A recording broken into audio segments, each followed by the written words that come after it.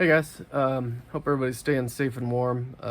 As you can probably tell from my attire, I've been out shoveling snow here. Not that it matters because everything I've shoveled has pretty much drifted over again already.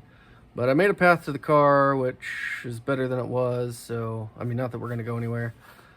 Since I was already all bundled up, I figured I'd come out and shoot a final video for my 24-hour group build. I don't know if any of you caught my shorts, but I started at 12:07 yesterday. I was trying to do 2 kits, which was new for me. Well, sort of. Well, I'll explain that later. Got them both done. I finished the Ferrari F189 at about 11:38, and about 11:58 I put the mirrors on the Lola T93, and it was done. So yeah, 2 completions in 24 hours. Had a lot of fun. It was a blast. These are 2 kits I've built before and really enjoyed.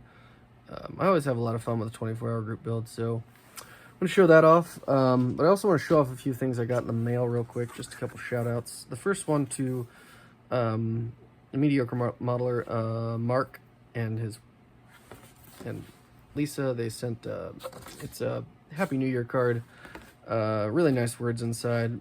You guys know Mark is a great guy and really a positive influence in this hobby. Well, he jumped in our Formula 1 group build and did a great job. He built Mario Andretti's IndyCar from 1989, I believe.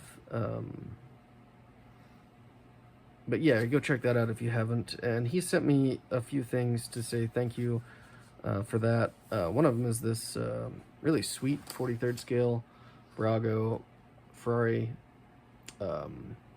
diecast. That's super cool. Thank you very much, Mark. I really appreciate it. We'll stick this in the display case with the other Formula 1 cars. My first 43rd scale, they do have some 43rd scale models too. And he also sent me some scale finishes, white gloves, which is nice. And he sent me a pack of pointed cotton swabs. So that was very cool. And then also, I got this unexpected box from my buddy Chris at Chris's House of Plastic. He sent this kit with this note, and I feel the same way, Chris. Thank you very much for the friendship. Thanks for all the support, and keep up the great work. Thank you very much. We've been talking about cars with Jägermeister liveries, and he said he saw this and thought of me, and which is cool because I don't have this. This 962 kit looks really good. It's a little different because the glass is already installed. It's one of the old Tamtec kits. You know, it was an RC kit, but it's going to build up really well. And I really appreciate it, Chris. Thank you so much.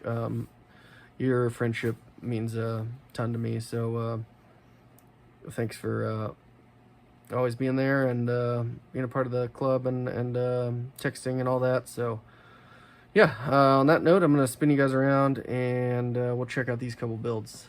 So, thanks. Hang tight. VCG Resins by Reese. VCG Resins proudly offers unique, detailed, and accurate wheels, suspension parts, engines, engine parts, and diorama accessories for 1/24th and 1/25th scale model cars, trucks, and scale scenes. VCG Resins by Reese. Parts that stand out, service that stands by you. Alright, here we go. First up, this is what I would have had as my primary choice. Now, typically I will choose 2 kits. I will paint both the bodies. I will have a primary kit that I focus on, and if something catastrophic happens, I will switch gears and go to the backup where I have the body painted already. That way it's dry and I can just do assembly and all that. And I'll, you know, that's worked out. I think the first year I had to go to the backup kit, or the second year, I don't know. I can't remember. And then one year I did the primary kit. But this is my 3rd year, and that was my original plan. I was going to focus on this one, and then if I had issues or whatever, I would switch gears to the Lola T93. But then I thought maybe I had time, since I built both these kits before. Actually, I built this kit, but it was the early version with the low. It doesn't have this air box. It's cut off, so you can see the roll cage through it and everything. Different version, but same kit essentially. So yeah, I thought maybe if I was you know, smart enough with my time management, I could maybe get both these built. So that's what I decided to try to do, and it ended up being a little touch and go at the end, but we got there. I don't know if I'll go that route again. I may just switch back to my previous year's tactics of just having the backup kit just in case. So we did, because of my good buddy Mark from Montana, you know, he likes his pilots and his drivers, and this kit came with a driver figure, so we had Gerhard Berger. These are the kit decals, because it came with the decals for his helmet. Really, really brittle, but I got it on there for the most part. There's a few cracks. I'm happy with it. I'm happy with Gerhard in there. I'm really happy with the kit and the result, honestly, for 24 hours. One thing you'll notice is these headers. You'll see the other side. I noticed they were sort of flashed together, and I didn't notice that on the other side. So when I put the other side in, I had painted them, and then I was assembling, and I realized they were kind of bad. So I did carve these out a little bit. The other side was already glued on after I had, before I'd noticed. So it's sort of a solid header and some of the cylinders on the other side. But this is a really nice kit. The fit is good. There's honestly not that many parts, but you get a ton of great details. Yeah, you can see they're sort of fused together in the back 3 cylinders there. Really nice Ferrari V12 with the velocity stacks and everything. The whole top cowling comes off, as you can see. It's got nice radiators. I mean, you could probably plumb this out and really make a nice, super detailed kit out of it. The paint is TS8 out of the rattle can, and it laid down really nice. I have some junk and some hair in there. 24-hour build, you know, you kind of get what you get. But overall, this is probably better than the first time I built this kit, with not building the first one in 24 hours. Just a super fun kit. One of my favorites. One of Tamiya's really nicer engineered F1 kits. Not that any of them are bad, but some of them are better than others. And this is one of my favorites. So I'll put the body work back on, and it actually fits really nice. So you get the full race car experience here. Spin it around one more time. Now the Lola, the reason this was my primary is because I wanted to do a full kit. Not that I don't have anything against curbsides. I actually really like curbsides, but the Lola I built as a curbside because of the car I chose. All of the Tamiya Lola T93s are Cosworth powered, and I chose a Chevy powered car. So yeah, you can see this. I'm really happy with it. Everything fit together at the end of the day really well. The kit decals for the speed line and the Goodyear Eagles, those were, you know, they're the opposite wet decals where you have to put them on and then burnish them and then kind of put the water on and peel these ones were super stuck to the, they didn't want to come off, so I had to get some aftermarket ones out for the wheels and tires on that. But that's okay.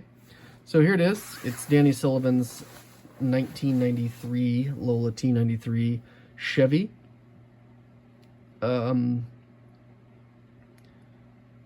Another great kit that I built before. I built it before as Scott Goodyear's car, but you know, I had these decals in the stash. It's a one color paint job, and honestly, I couldn't be very much happier.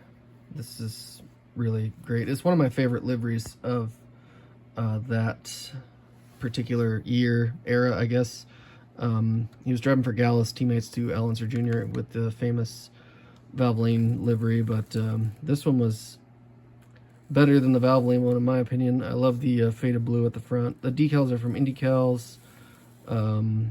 Like I said, it's curbside because the engine is a Cosworth in the kit, so I just this is all permanent now. Not much to say about it. One thing I didn't think of when I chose this livery is Gallus used chrome wheels. So, you know, we all know how chrome paint is. and how slow it is to dry. So I chose my shiniest aluminum, and I went with that, and I'm actually really happy with it. I think it looks right, because you know the polished wheels are really bright, and yeah, I'm just really tickled with this. I love the 93 Lolas. I think it's one of the best looking IndyCar chassis of that era. I really like these. I really like the Reynards. Even the Penske's of that era looked good. It was a great time period for how the cars looked, in my opinion. Not as good as the 70s and the early wing cars. I also love those, and then you know the sheer beauty and raw power of the Roadsters, but really pretty cars, and this is an excellent livery. Obviously Molson just dumped the money to them because it's got Molson on it everywhere. Got the fade on the wings, the fade on the nose. That's all decal. Great decals from IndyCals.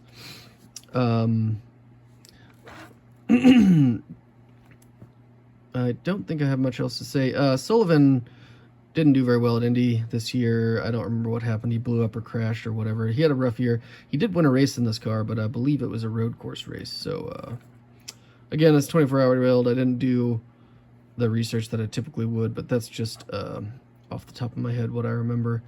I know he had a rough year, and actually got into it with Little Al on track a few times. There was some teammate drama, but he did win a race, struggled in Indy. This is the Indy version. It has the road course or the speedway wings, which are basically nothing. You can get this kit with the road course wings too, so the decals had options for both. So anyways, that's enough of me jibber jabbering. It's been going on far too long. Everybody stay safe, stay warm, and get some bench time in during this winter storm. I really appreciate all of you guys, all the comments, all the friendship. You guys are the best. So thank you for watching. Catch you next time.